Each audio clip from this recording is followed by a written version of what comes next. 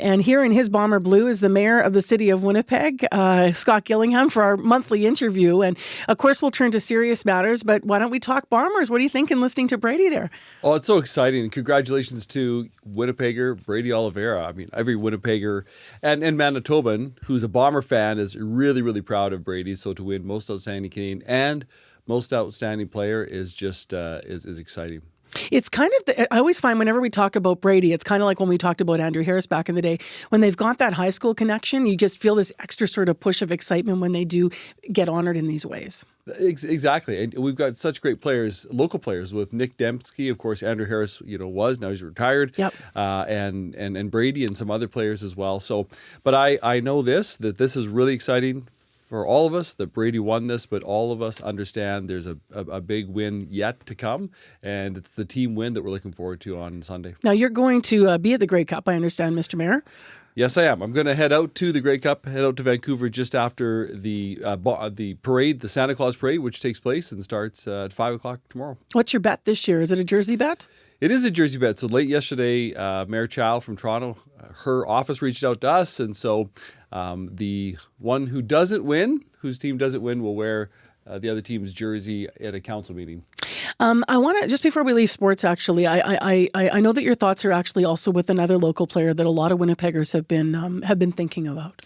Yeah, our thoughts right now are with Chad Posthumus of the Winnipeg Sea Bears. Chad is local, and the Sea Bears have been public about this, that unfortunately Chad suffered an aneurysm, had surgery. There's been some complications with the surgery. So all of us are thinking right now about Chad and the entire Sea Bears organization. Let's move to some of the matters making news. Let's start actually with, I have a minute and a half of tape to play for you, so I'm glad you got your headphones on, because I want you to hear from a couple folks that were on our program yesterday. So just to set this up for listeners here, we've been doing a lot of stories about pedestrian safety. They're also in the news this morning after a challenging week, to say the least. So this week, in less than a 12-hour period, 3 pedestrians in Winnipeg were taken to hospital after being hit by vehicles. So we had incidents near Polo Park and then one in NK at Chief Peguis Trail. Unfortunately, that came as no surprise to Patty Weens. She cycles year-round, and she was on the program yesterday, but also pedestrian Melissa Moyney was. She also is walking all the time. Melissa told us about her own close call that happened Monday on Remembrance Day. She was nearly hit by a car. Have a listen, and then they actually have a call for you, Mayor Gillingham. So let's just lean into this for a sec. I can walk everywhere, as I said. So this happens quite often. I would say at least once a day. Once a day, what? A close call or?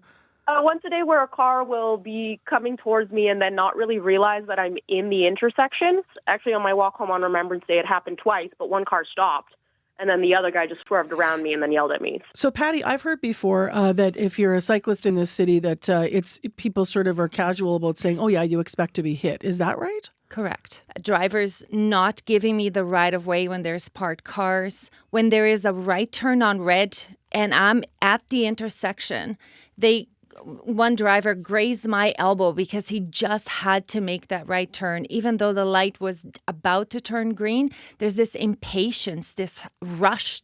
What's the ask overall as somebody who cycles, all the time and would really just like the city to feel safer? I would like Scott Gillingham to put his money where his mouth is. He rides a bicycle. It's time to put some political will in making real change, leaving a legacy where the vulnerable road users are feeling safe on the streets, not just more lanes. That's not going to fix the problem. It would cost a fraction of what it would cost to widen Keniston to finish our bicycle network in the city, and it could be done quickly. And Melissa, from your pedestrian point of view, what would you say to the mayor? I would agree with Patty here. I mean, we need better infrastructure, and it's not just cyclists, it is pedestrians too. So there's a lot for us to get into out of those sentiments, but why don't we start with sort of where we ended, Mayor Gillingham, because you can hear the frustration, and people are writing to us too. Adeline Barg wrote in this morning, said, "I'm listening to this conversation. I'm baffled why pedestrians and cars ever need to be in an intersection together. Let's get the lights set so you have pedestrians or cars." So people are throwing out all kinds of ideas.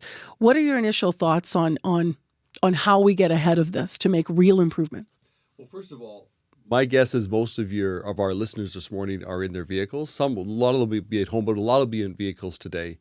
A reminder to motorists, and I'm one of them: pay attention, drive carefully, be aware of pedestrians, be aware of cyclists. And frankly, no matter what the speed limit is on the road, there's an onus on motorists in vehicles to pay attention to the road and to the people who they're sharing the road with. So that's message number one. Are you concerned that we have a culture where people are just getting mad at each other and yelling at each other? Because you're sure hearing that a lot. Well, I'm concerned that when I'm driving, I look over, I see people on their phone all the time. While they're driving? Sure. While they're driving, while they're at lights, and you can't be paying attention to others around you on the street that you're sharing the road with if you're on your phone. You're going to make a second point. Sorry, I interjected. No, that's not a problem at all. But the other reality is we are making significant record investments in cycling and pedestrian infrastructure. In fact, we have $80 million set aside in our budget over the next several years for pedestrian and cycling infrastructure. We made significant investments this year in getting more separated bike lanes. The more we can separate motorists, like vehicles, from bikes, the better it is as well. You did run on this idea. I mean, that's the push from Patty there. In 2022, you promised to eliminate gaps in sidewalk and cycling networks, upgrade the roadwork priority formula to be more equitable, and design and make changes to ensure safety features for pedestrians and cyclists are being planned. That was quoted from then.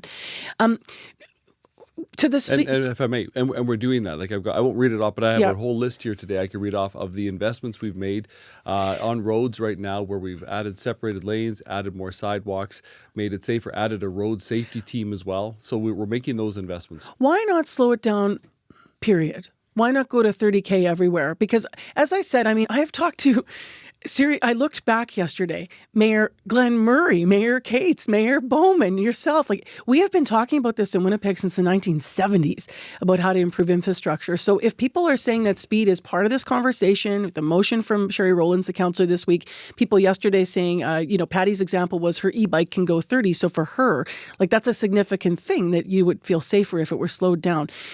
Is that a possibility? I was reading your Winnipeg Road Safety Strategic Action Plan. I know you have pilot projects, but are you considering citywide looking at slower speed limits like that? There is a report that has analyzed that's coming back. It's not ready yet, but it is coming back to take a look at the results of the pilot projects. We've done and are doing pilot projects of 30 or 40 kilometers in different areas of the city. I was part of one when I was a city councillor in St. James. There's an area there that has been slowed down to 30 in a neighborhood.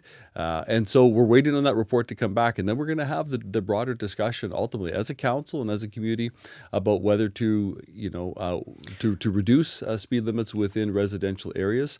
But we have been trying some pilot projects here, and whatever the outcome of that is, though, I think the message has got to be the same to motorists: is we are sharing the road with cyclists and pedestrians. So no matter the speed limit, that principle remains. We have to be aware as we're driving. Cynics say that part of why this hasn't happened in Winnipeg is because politicians, and I'm just going to say it bluntly, need the vote for motorists, and that we live in a city that has a lot of winter and we're primarily a car city still.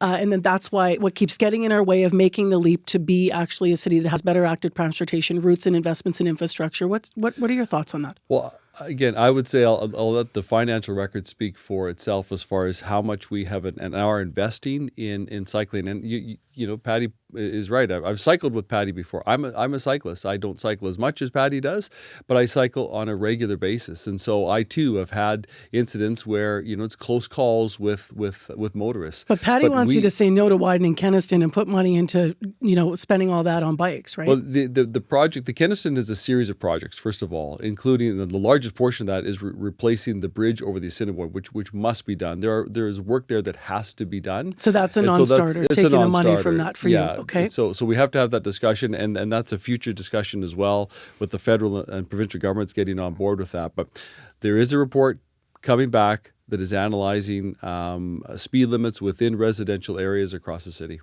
And that is expected. I was looking at this. I know there's also the establishment of a multi-stakeholder road safety committee. A lot of these were expected fall of this year. How close are we to having those things in place? Is that end of the year still? Yeah, I don't have the update on that, but I can certainly look for the update on that. How concerning is it for you that this is, people say it's a daily reality that they expect they're going to be hit? Well, of course, it's a concern, but I would say once again, we're putting $80 million worth of investment into improving cycling and pedestrian infrastructure, adding more bike lanes. We've just opened bike lanes just recently throughout the city, including up on Keewatin, which really has a separated lane now where there wasn't one before, really improving the AT connection within the northwest part of Winnipeg.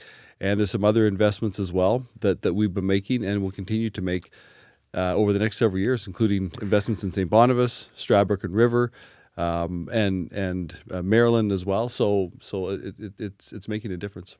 I want to touch on one other topic before our interview time runs out here, and that is something that actually our Winnipeg Free Press journalistic colleagues are reporting on this morning. So this is their report.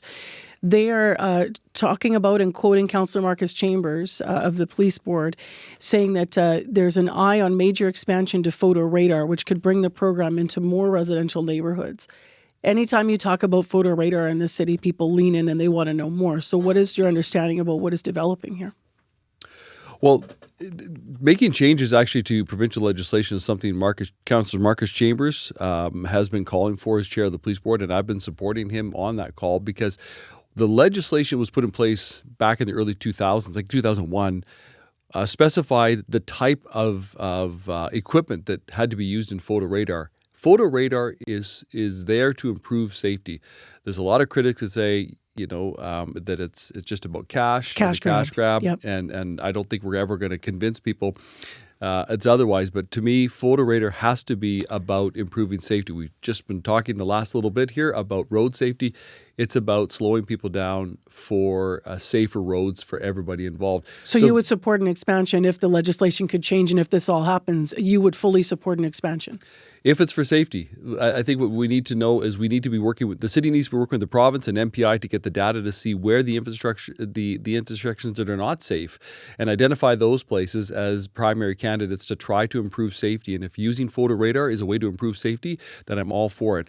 But again, the legislation needs to change because the infrastructure or the equipment that's used is codified in legislation. And I'm quoting the line I used is, it would be like saying that we're only allowed to watch movies on VHS. Things have changed, so we need new changes in equipment to update the technology. How do you assess if it's for safety? Well, like you look at the actual stats at intersections in terms of fatalities, collisions, and such, and measure that against photo radar having an impact. Because that could take a long time. You should make that effective data. You'd need a long stretch of data to look at. You would for sure need to use the data, Marcy. But again, MPI has some of that data. And so a better relationship, a good working relationship between the city and MPI so that we can understand as a city where those locations are that are the most problematic, that are the least safe intersections. There has been projects run before, campaigns run by MPI on 4 or 5 different intersections within Winnipeg where we know those are high collision areas. To me, those are a starting point. Let's use the data to locate and determine where we're going to place photo radar if it does expand indeed, and see the results from that to make the streets safer. Thank you for being here this morning. Thank you. Go Bombers. Have a good time at the Bomber game at the Grey Cup, and travel safely. That is our monthly interview with Mayor Scott Gillingham live in our studio here at CBC.